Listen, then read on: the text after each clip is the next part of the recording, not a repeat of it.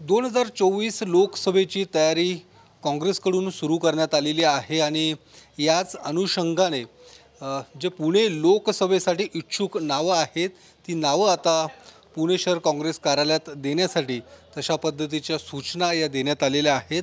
या संदर्भात बोलण्यासाठी आत्ता आपल्यासोबत पुणे शहर काँग्रेसचे शहराध्यक्ष अरविंद शिंदे आहेत। तर काय नेमकी नावं मागितली जात आहेत आणि किती नावं आलेली आहेत, कोण नेमकं इच्छुक आहे?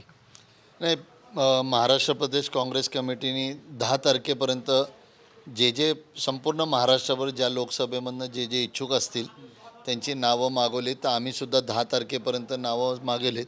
10 तारखेपर्यंत सर्व नावं आली की ती नावं आम्ही प्रदेश काँग्रेस कमिटीला सुपूर्द करणार।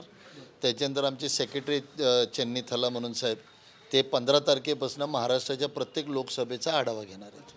पण या सगळ्या याच्यामध्ये इच्छुक बरीच नावं आहेत तुमचे काँग्रेसमध्ये, तुम्ही स्वतःसुद्धा इच्छुक आहेत, इतर अजून 1-2 नावं पुढे आलेली आहेत। काय नेमकं कुणाच्या नावावरती शिक्कामोर्तब होऊ शकतं? इतर नावं अनेक आली असतील, मात्र प्रमुख जी नावं आहेत त्यामध्ये तुम्हीसुद्धा आहात।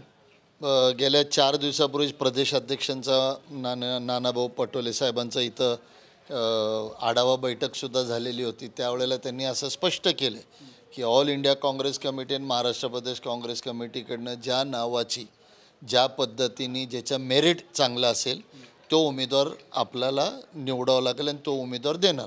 म्हणजे त्याच्यामध्ये फक्त ह्याला संधी द्यायची त्याला संधी द्यायची म्हणून नाही, तर मेरिट बेसिसवर उमेदवारी द्यायला आणि ज्याला कुणाला उमेदवारी देतील काँग्रेस पक्षाच्या प्रत्येक नेत्याने कार्यकर्ता एकजुटीने एकमताने त्याला निवडून आणण्यासाठी प्रयत्न करणार। तुम्ही स्वतः आहात इच्छुक आणि तुम्हाला तसं या संदर्भात काही तुमचं बोलणं झालं आहे पक्षाशी? तुम्हाला संधी दिली तुम्ही निवडणूक लढवणार आहात?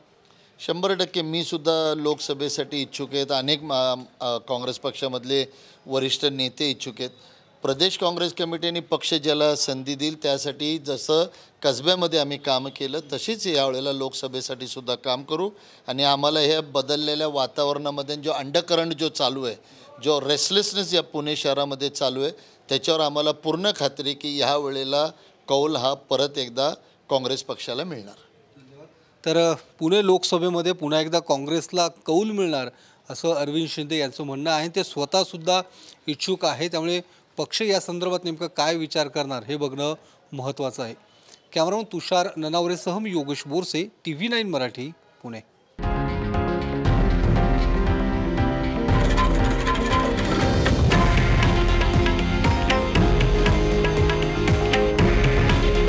हे आहे देशातील नंबर 1 न्यूज नेटवर्क आणि आपण पाहत आहात TV9 मराठी।